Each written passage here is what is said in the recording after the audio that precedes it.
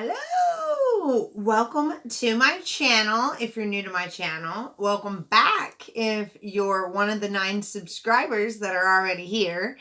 And if you're new, subscribe, hit that notification button, hit the like button, because tonight we are talking about Live PD, October 12th, 2019. And I'm going to get my YouTube channel bumping off with Live PD because there's a lot of people that do Teen Mom and celebrities and armchair detective stuff and report on cases and all of that. But why not talk about what's going on right now in our country right now? My dad was a police officer, so I'm super passionate about this stuff. I became a mother instead of becoming a lawyer, and that's okay. I love my babies, and I know they're going to take care of me when I get older. But, excuse me. I've always been fascinated with investigation discovery, and cases, and the court system, and all of that. And so this is like my little outlet and my way of just being able to communicate with the outside world. And I am going to tell you about what tonight's episode was all about. I'm going to sum it up real quick on what was going on the show and try to keep it under an hour, even shorter, hopefully, and just give you the real deal basics on it because I love watching that. I watch it every weekend, and so what I'm going to do is now I'm going to be able to talk to you about it afterwards. So I'm super excited about it. Let me tell you what happened on tonight's episode. Oh, and again, this is only my opinion. These people are innocent until proven guilty. I'm not going to use anybody's names or anything like that. I'm just going to give you the basic rundown of what happened. So, right in the very beginning, I got to catch my breath. I get super excited about this stuff. Right in the very beginning, they pulled up on a domestic violence call, and there was this fairly large man standing in his doorway that had an injury to his head, obviously, a blow to the head, just blood was coming down, blood was all over the front of his shirt, and the cops didn't have to wrestle anybody down. It seemed like it had already finished when they got there. The fight was pretty much over. And so the other guy had blood all over him too, so they didn't know quite in the beginning what had happened. They just know that a father had called and said that his son had assaulted him, so they went ahead and detained. And if you don't know what detained means, it means just to put you in handcuffs for a moment until they find out what's going on. It doesn't mean that you are being arrested. So they detained the son, talked to the dad. The dad said that he told him to leave and tried to call 911 because he was being aggressive, and that really pissed off the son. And so the son attacked him with a screwdriver, okay? He said that that injury to his head, and it looked like he had been stabbed, was from a screwdriver. So, and in the midst of telling them this story, this guy talking about his son, he said he made sure to tell the cops that he did not know if he was his son, that he never got DNA.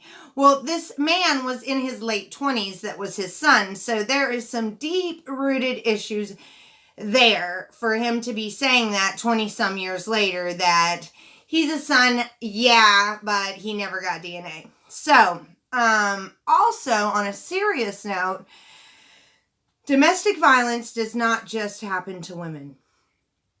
I am a survivor of domestic violence, but it does happen to men. Maybe just as much as women. We do not know because a lot of men do not report it. So, domestic violence is a serious issue that if you are in a situation that you can't get out, you need to tell somebody trusted. You need to reach out to someone. You need to tell someone. Just because you're a man does not mean that you cannot be a victim of domestic violence. Okay, so enough with that. Next, they went to a parking lot. And why does my nose always do this when I come on? It never runs. I think when I get nervous, my nose runs. Hold on one second. Okay. So, then they leave that call and basically come back to it later, and they find out that the blood that was on the son was just blood from the father, and they charge that guy with felony threats and felony assault, okay, for stabbing his dad that is saying that he's not sure if he's his son with a screwdriver, okay. And of course he said he didn't do it, but he didn't have any injuries to him, and they could tell that that was what had happened. Okay, so then they go up in this parking lot, and this cop gets out, and he sees this guy walking across the parking lot, and you can tell that he knows the guy, that he's ran into him a few times before, and he's like, man, I told you to stay away from the Quick Trip. And sorry, I'm a hand stalker too, so if you want to know about the nails, I'll put it in the description box. You can get these from me. They are the promoter of this video. So anyway, he tells him, I told you to stay away from the Quick Trip. You've been banned from there, man. And the guy turns around and looks at the camera that's recording him on live TV, and he says, what am I on, cops? And the officer says, no, don't worry about them. They're there for me. And he was like, I'll sue cops if I'm on cops. And so he said, look at me, man. You can't go back down to the Quick Trip. The security guard there has already pepper sprayed you. So then the guy in turn says, well, he stole my blanket. So he felt like his blanket was stolen, and that's why he was pepper sprayed. So he basically told him to walk in the other direction, and he tried to walk back down towards the Quick Trip, and he told him that he would arrest him if he even stepped foot in that parking lot. So he made him walk in the other direction. Nothing else came about that. Then the cops rolled up on another call where a little kid called 911 and got the cops to come out and said the adults were fighting. And by the time the cops got there, this is the bad part, is sometimes it takes cops a while to get to places because they're going on all these domestic violence calls and all these ridiculous calls that, you know, whenever there's a little kid in trouble and there's a fight going on, they can't get there until after the fight was ended. The suspects had already been taken out of there and the kids were already traumatized. So that was a really sad one to watch. And they didn't show anything about it because it had already happened. So then that was in Indiana. And the man in the Quick Trip was Tulsa. And the son that assaulted his dad was in California. And they were in 8 departments tonight, and they had 32 live feeds, so 8 different states. So then the next call that they went on, or the next live segment they went into, was in Montana. And a lady got pulled over in her truck, and this was a really, really funny call at the beginning, because the officer that pulled the lady over was 6'10", y'all, and the lady that was getting pulled over was 5'4".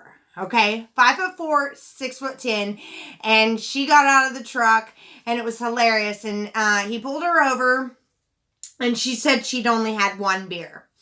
Okay, so he proceeded to give her a field sobriety test, and she failed miserably, like the whole thing where he said that you're supposed to look with your eyes and not turn your head.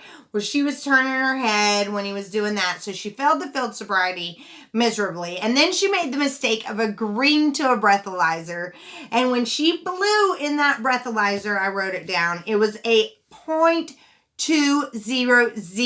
okay, a .200, and the legal limit is .08, y'all. So that was a lot over, or .20, if that makes more sense to you. And it was, the legal limit's a .08. Oh my God, that's crazy. So speaking of crazy, the next call, hold on one second, So the next call, they show up and there's this guy in this like silky satin robe in his apartment swearing that he got hit by his neighbor. Well, you could visibly tell that he was super drunk, and the cops said that they deal with this guy all the time. So when they talked to the other guy said that the guy in the satin robe choked him out. And come to find out, nobody had any kind of visible injuries. And so the cops told the guy in the satin robe, look, if we have to come back here tonight, we will take you to jail. Stop calling the cops. So then, not even minutes after the cops leave, this guy calls them back after they told them to leave him alone. He calls back and says that he is going to shoot people.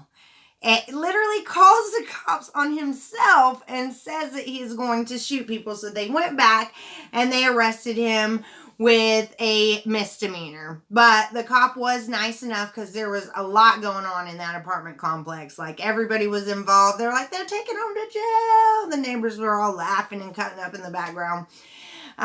So the cop was nice enough to make the drunk guy focus enough to figure out where his keys are so he could lock his door to his house, because everybody, even the cop, knew everybody was going to go up in there if he didn't. All right, and that one was in Florida with the silk robe. Okay, and then in Florida again, now this was crazy. In Florida, the cops got called that there was a witness in a gas station where the clerk had been knocked out cold over a lighter, okay?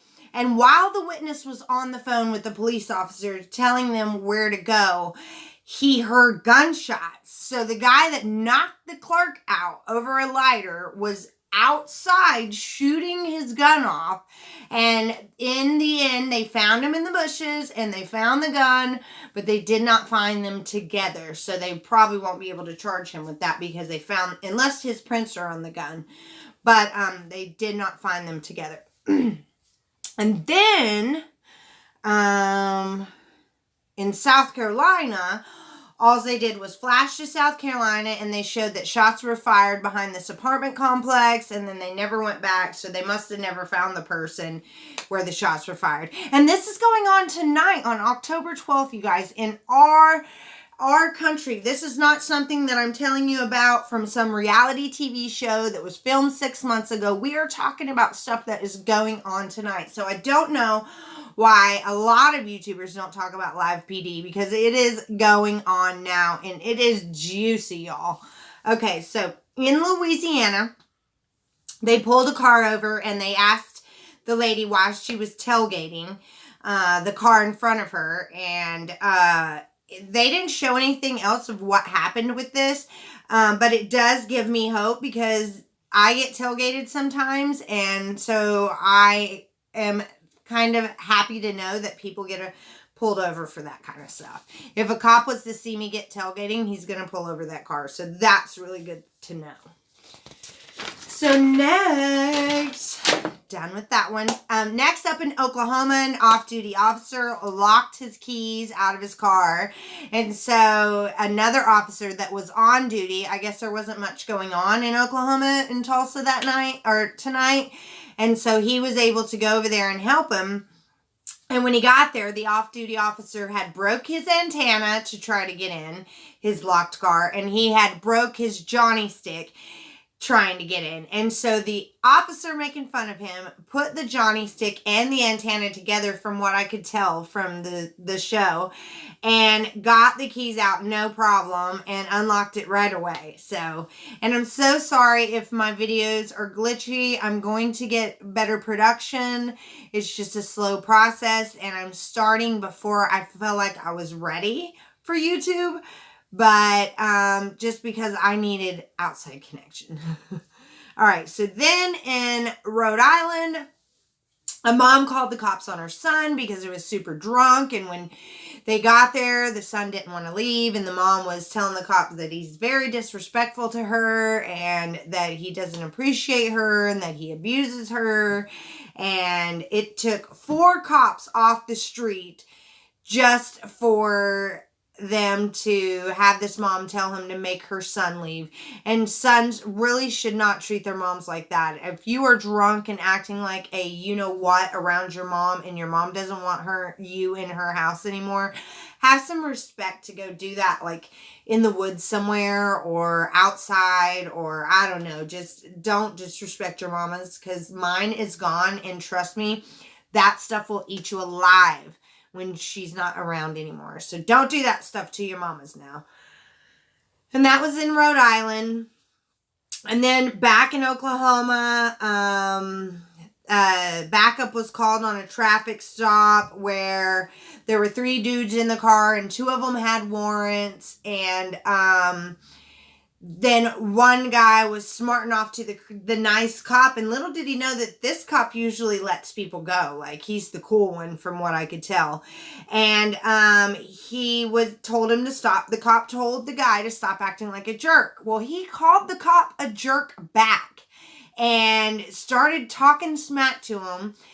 Lo and behold, there were credit card numbers, routing numbers, bogus checks in the car with a typewriter where they were pulling some kind of scheme off with other people's information. So don't talk smack to the cop when you've got all that incriminating crap in your car, okay? All right, so next up was in Montana, and the cops were called about a man walking in the rain, and his face was all busted up. And when the cops approached him, they asked him where he'd been. He said he didn't know. They asked what happened to his face. He said he didn't know. They asked him if he had ID. He said he didn't know.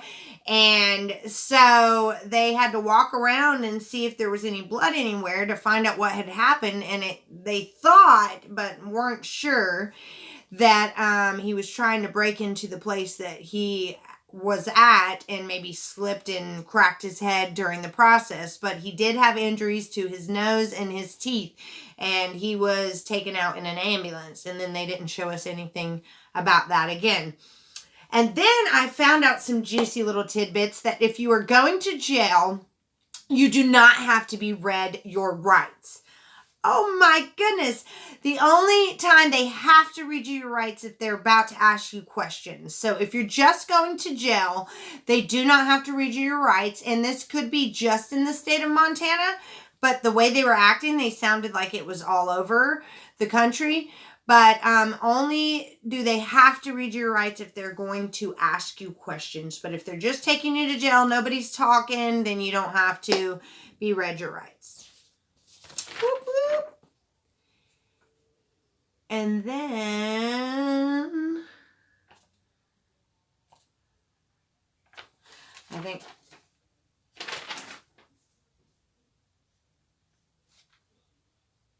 I heard something outside. Hold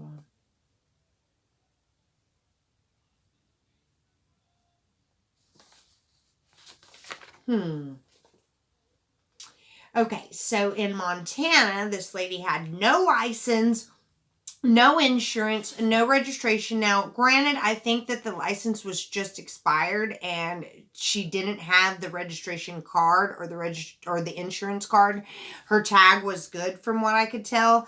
So I just think that she didn't have these items on her, and she had an open container, and the police officer let them go and call somebody to take the car. So didn't give him any charges, told him to call somebody to move the car, and was super cool. That blew my mind. That happened tonight. I saw it with these eyes in Montana.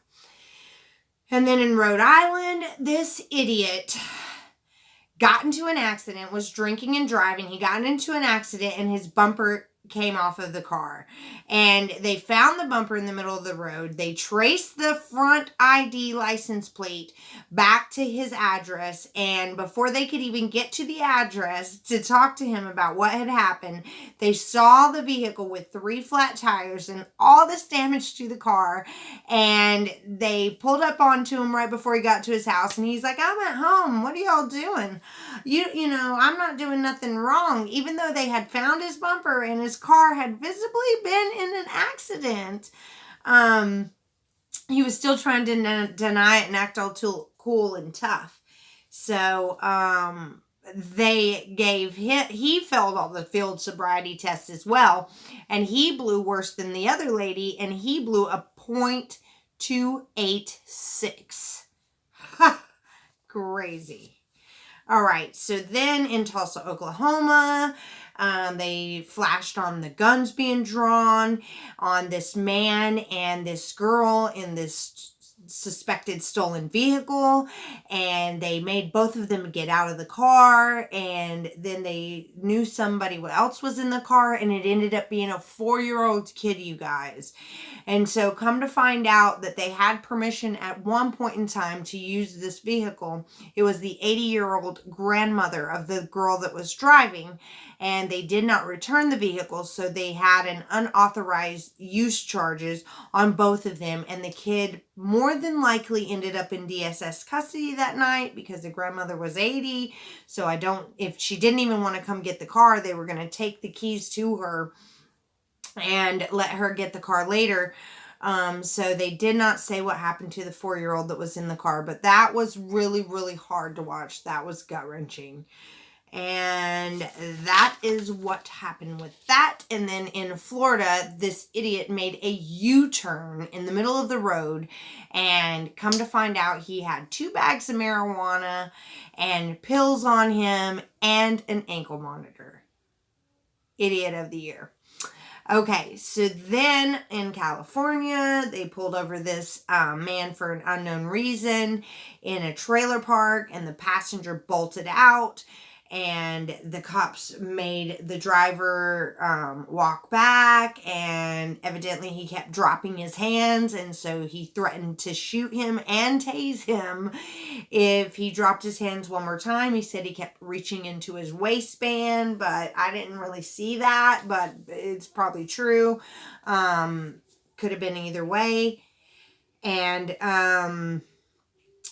come to find out, there was an ounce of cocaine and baggies and a scale in that guy's car. And he said that the cop said that he thought there was a passenger, but he's pretty sure he bolted out, but he was too busy watching the guy trying to keep him from reaching for his waistband. So that was in like a white Honda, and it was in California because the K9 tapped on the car. So after they arrested the guy, the K9 tapped on the car, and that's when they found the cocaine, the baggies, and the residue on the scales, because there were scales with it. Like, really? And they seized his money and his phones. And so I'm sure there's going to be a lot more incriminating stuff on those phones. Hello. And then in Indiana, they got a call that a man was dumping trash, and when they get there, they think he's dumping these tires in the dumpster, and come to find out he's actually taking the tires out of the dumpster, so he wasn't breaking the law. That was too funny. And then we have in Montana again. The cops tricked a man into being arrested. They had warrants for him on some kind of human trafficking or sex trafficking warrants on him. And the night before, his car had gotten impounded. And so the cops told him to come get his car from the impound. And when he got there to get his car, he got arrested on this $25,000 bond for sex trafficking. Mm-hmm. And then when they picked him up, he had an ID in his pocket that didn't even belong to him, and he tried to say he found it. Because we all find IDs on the ground every day, huh? When you happen to be getting arrested. And then in Indiana, they rolled up on a man that said he drank a lot, and he was laying in the entrance of the gas station on the ground, like where the sidewalk ends and the entrance starts of an opening of any kind of business, and he is just laying on the ground. He could not even stand up. The cop tried to pick him up and like lean him on this pole, and he fell sideways off of that, and then they never showed what happened with him either. Who knows? So in Rhode Island, a man walking like he is nailed on the cross, he had both his hands out like this, and the cops asked him if he was okay, and he just kept walking, and he goes, "What, I can't walk like Jesus?" And the cop was like, well, it's not normal. And he goes, "Well, it is for me, and I'm not doing anything wrong." And so the cop did say that it's not illegal to walk. So they had to let him continue walking down the road like this. So that was in Rhode Island. And then in Montana, a man hit a deer, and a cop swore that he saw this car hit a deer, but this car swore that someone else hit the deer and that the deer just slid into their car. So when they pulled this guy over, he was super nervous, and they just let him know that it is you are legally required when you hit a deer to call 911 and report it. Now, I don't know if that's just in Montana or if that's everywhere, but they did say on Live PD tonight that if you hit a deer, you are legally required to report it. Okay, so remember that. And then an officer spotted a car acting funny, and as soon as he got behind them, they turned into a driveway like it was their house, but the cop knew it was an abandoned house, and so he pretty much called her out on it and said, "You were just trying to avoid me. I'm not going to give you any tickets. You're not doing anything wrong, but, next time don't be so weird." Pretty much how that went. And then right before I do my last thing will be the missing segment on Live PD for tonight. In Rhode Island, there was a back passenger in a car that got pulled over that did not know how to spell his last name, and his last name was Smith, y'all. Okay, and the cop said he did not know his birthday, that he stuttered it and was nervous. And then come to find out, they asked his other friend, what his name was, and told his other friend that he was going to get obstruction, and told the guy that was lying about his name that he was going to get obstruction. And he got super nervous and told him, "Well, you might as well put me in the back of your car now because I have warrants," and gave him his real name. So, and the same car was riding around with a pint of vodka open, and that was in Rhode Island as well. So, what can you do? And then tonight, this precious, I'm going to end this with the precious missing person tonight. Her name is Sophie Reeder. She's been missing for 2 years, y'all. She's been missing since she was 15. She's 17 years old now. She was last seen in the middle of the night. She left possibly to meet friends, they're saying. She was seen on camera twice that night. So she was seen visibly looking okay and by herself 2 times that night that she came up missing. And so they showed the footage, and it didn't look like anything that is concerning, but she's been gone for 2 years. So that is very concerning. And cops looked at her computer and cell, and they saw that she was talking to older men online. So she could possibly be out there with someone that has talked her into not going home. But that is what they showed as the missing person's report tonight, Sophie Reeder. And they said that she is 5'1". She's about 120 pounds. She's biracial. She's Hispanic. And she has brown eyes and brown hair. So if anyone knows any information about Sophie Reeder, call 1-800-THE-LOST. And so hopefully by airing tonight, they will be able to tell us soon that they found her. God rest her soul. So thanks so much for spending this time with us and Live PD with Dee. And sorry for all the glitching. My internet is awful on a Saturday night because everybody's using it in the whole wide world. So, but thanks so much and welcome to my channel. I'm excited. It's not just going to be about Live PD and stuff like that. I'm going to be doing my makeup. I'm going to be showing you these awesome nails. I'm going to be talking to you about the Asperger's that runs in my entire family. I'm going to be talking to you about my daughter and her family and how awesome they are and how young they are, and they're just doing it, and a great example for a lot of people. And just want to say thank you for your love and support. Help me build my channel. Share. Bye.